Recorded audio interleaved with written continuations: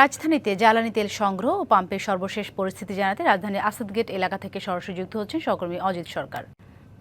অজিত, আপনি তো সকাল থেকে রাজধানীর বিভিন্ন ফিলিং স্টেশনগুলোতে ঘুরে দেখেছেন, আজকে চিত্র কেমন দেখতে পাচ্ছেন? আর আরেকটি বিষয়, যে তেলের দীর্ঘ লাইনের কারণে রাজধানীর বিভিন্ন সড়কে তীব্র যানজট দেখা যাচ্ছে, এতে ভোগান্তির যে চিত্র তা আমাদের সামনে তুলে ধরবেন। সাথী, আজকে সকাল থেকে কিন্তু আমরা রাজধানীর অনেক পেট্রোল পাম্পে গিয়েছি। শুধুমাত্র আমরা খোলা পেয়েছি আসলে যে বিজয় সরণি ট্রাস্ট ফিলিং স্টেশনটি খোলা পেয়েছি, এছাড়া আর একটা খোলা ছিল।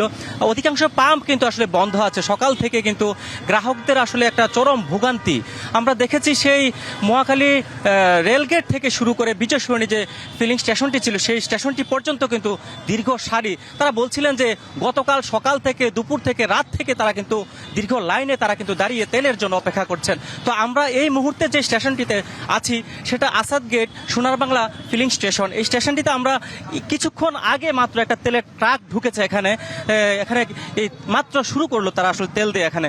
তো আসলে তারা বলছিলেন যে দীর্ঘ যে লাইনে তারা দাঁড়িয়ে কাঠফাটা রোদ্রে তারা কিন্তু অপেক্ষা করছিলেন ঘন্টার পর ঘন্টা। তারা কিন্তু ক্লান্ত, বিরক্ত, এবং আসলে তারা যেমনটি বলছিলেন যে আসলে তাদের যে কর্মঘণ্টা ব্যাহত হচ্ছে, তাদের অফিসের সময় তাদের ব্যাহত হচ্ছে, নষ্ট হচ্ছে। তো আমরা একটু কথা বলবো আসলে তারা যে আসলে তাদের ভোগান্তি বা আসলে কখন থেকে অপেক্ষা করছেন, আসলে তেল আসছি হলো আপনার রাতের 3টা বাজে।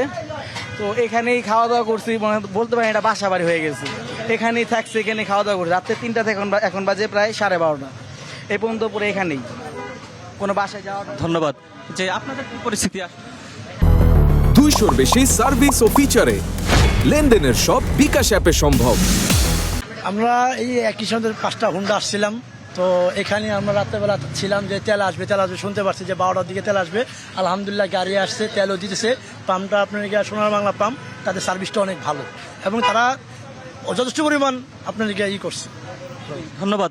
যে সাথে আপনি যেমনটি শুনছিলেন, তারা বলছিলেন আসলে এখানে কিন্তু পাশাপাশি আরেকটি মেসার্স PWD স্পোর্টস, এখানে পাশে কিন্তু আরেকটি ফিলিং স্টেশন আছে। ওই পাম্পটিও তারা মালিক পক্ষ যেমনটি বলছিলেন গতকাল 11টার নাগাদ তাদের আসলে তেল দেওয়া বন্ধ হয়ে গেছে।